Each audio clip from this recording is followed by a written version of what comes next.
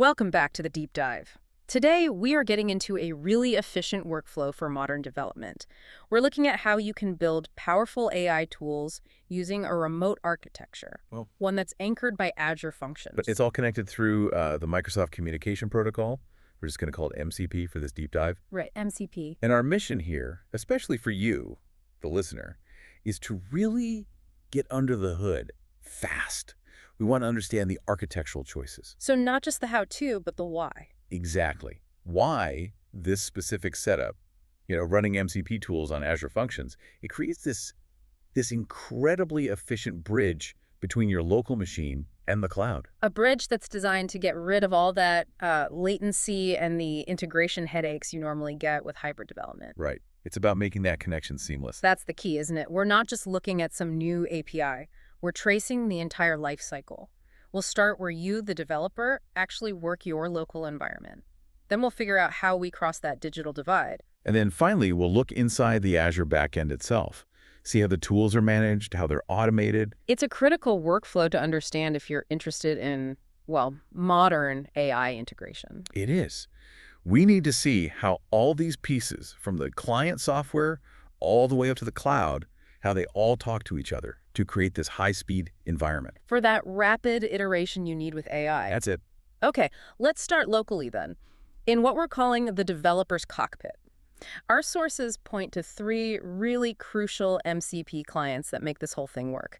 The first two are probably familiar to everyone. VS Code and GitHub Copilot. Exactly, the places where you actually write the code. But here's the thing. They're not just your standard code editors in this setup. They're pre-configured to be native speakers of MCP. Native speakers, I like that. So what does that mean in practice? It means the moment you start writing code that's meant for Azure Functions, the integration is just there. It's immediate. You bypass all those complex setup steps you usually have to do.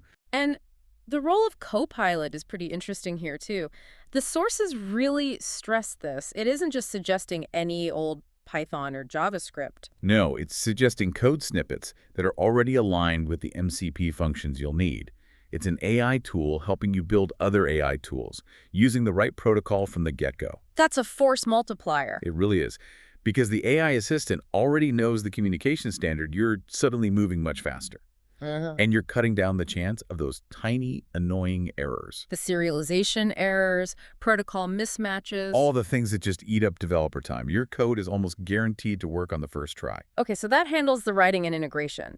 But complex systems, they always need troubleshooting. Yeah. You said there were three clients. The third one is the MCP inspector. Yes, and this is your technical safety net. You absolutely need this in a production environment. So if VS Code is the steering wheel and Copilot is the map, then the inspector is your black box recorder and your diagnostic system all rolled into one. It lets you inspect and debug the MCP integration specifically with Azure Functions. Wait, so why can't I just use the standard debugging tools in VS Code? Why do I need a special inspector for this protocol? That's a great question. It's because you're dealing with a remote asynchronous protocol. Your standard debugger is great for stepping through code that's running on your machine. But it breaks down when the conversation crosses the network. Exactly. The value of the inspector is that it gives you these incredibly detailed logs and real-time data about the protocol's exchange itself. Not just my local code. Right. It's capturing the payload, the request and response timing, the actual state of the MCP channel. Ah, okay. So that's the aha moment. You're not just debugging your code, you're debugging the handshake. The data transit. Precisely. And for real-time AI features, where a little bit of latency or a dropped packet can ruin the whole thing, that level of detail is just critical. Okay, so our clients are ready to go. Now for the big leap. How do these local tools start talking to that powerful Azure Function app sitting out in the cloud?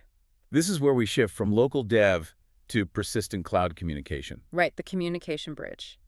And the key here is setting up a connection to something called the SSE endpoint. Yes, and the specific location mentioned in the sources, that runtime webhooks and MCPT, it's more than just an address. It's a signal of a really fundamental architectural choice. And that choice is SSE, Server Sent Events. Let's unpack that for a minute. What is SSE and why is it so important for this architecture? Well, what's so fascinating is how SSE changes the whole conversation between the client and the cloud. A lot of traditional APIs, they rely on the client constantly asking the server for updates. It's called polling. Anything new for me? And it's new now. Exactly. And all that asking creates a lot of unnecessary network traffic and, latency, especially for development tools. Yeah, that sounds really inefficient for something like Copilot trying to give you real-time suggestions. It is. SSE solves this completely. It establishes a persistent, one-way communication channel. One way. One way. The client opens the connection, but after that, the Azure Function app, can just push data down to the client whenever it has something to say. So the client doesn't have to ask anymore. It just listens. It just listens. So if you're waiting for Copilot to stream a complex suggestion, or the MCP inspector needs real-time debug info pushed down, SSE handles that beautifully. No lag. It enables true asynchronous communication. That's the phrase. It ensures that your remote AI tools feel incredibly fluid, almost local, even though the heavy lifting is happening miles away in Azure. It's the backbone of efficiency for this whole structure. Okay, that robust connection is now established. We've crossed the bridge, and we're in the cloud backend, the Azure Function app. This is the command center. Correct. This is our execution environment. But it's a specialized one. It has several distinct MCP tools. And these are like modular AI services. You can think of them that way, yeah. They might handle natural language processing or fetching complex data or, as we'll get into, managing cold snippets. So the Function app's job is to host these little microservices, making it easy to fetch, store, and trigger all these AI functions. That's the high-level view, but the real efficiency here, it doesn't just come from running the tools. It comes from finding them. From managing them. Exactly. And this is where it gets really interesting. This is where the MCP tool registry comes into play. Okay, the registry. And it lives inside the Function app itself. Yep. But why? Why add another layer? If I know the name of the function I want, why can't my client just call it? That's an excellent critical question. And you could do that if your system was tiny and never changed. Yeah. But this registry, it stores metadata about all the available tools. Metadata, so data about the data. In this case, data about the tool. Precisely. It's structured information about what each tool can do, what input it needs, what output it promises, its current version, maybe even a plain language description. Ah, so it's not just a phone book of tool names. It's like a detailed technical profile for every single tool. Exactly right. And that structured metadata is the key to scalability and automation.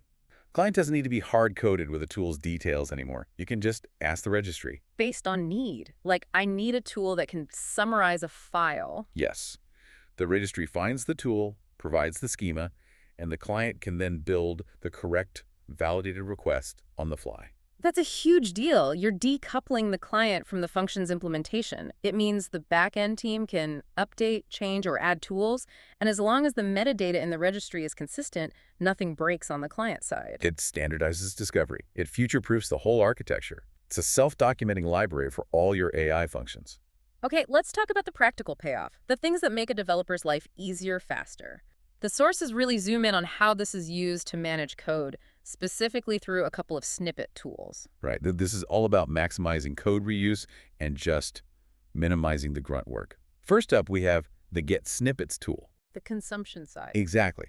This is used by the client, say VS Code, to fetch code snippets that have been pre-saved in a remote collection in Azure. And the value there is pretty immediate. Reusing verified code for things like authentication blocks or standard configs. Saves hours.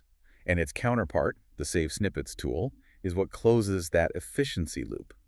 So developers use this to save their own useful snippets back to that central collection. Yes.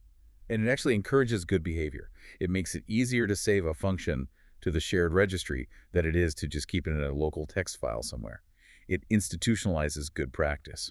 So we've got organized storage and retrieval, but the real power, the automation piece, that comes from something called MCP tool bindings. This is where the architecture goes from being a smart library to being an automated workflow engine. Okay, so give me a concrete example. What exactly is a tool binding? Think of them like automated recipes. If this, then that, but for your development process. They let you link a specific tool like that Save Snippets tool to an external trigger. And a trigger could be anything. Yeah, almost anything.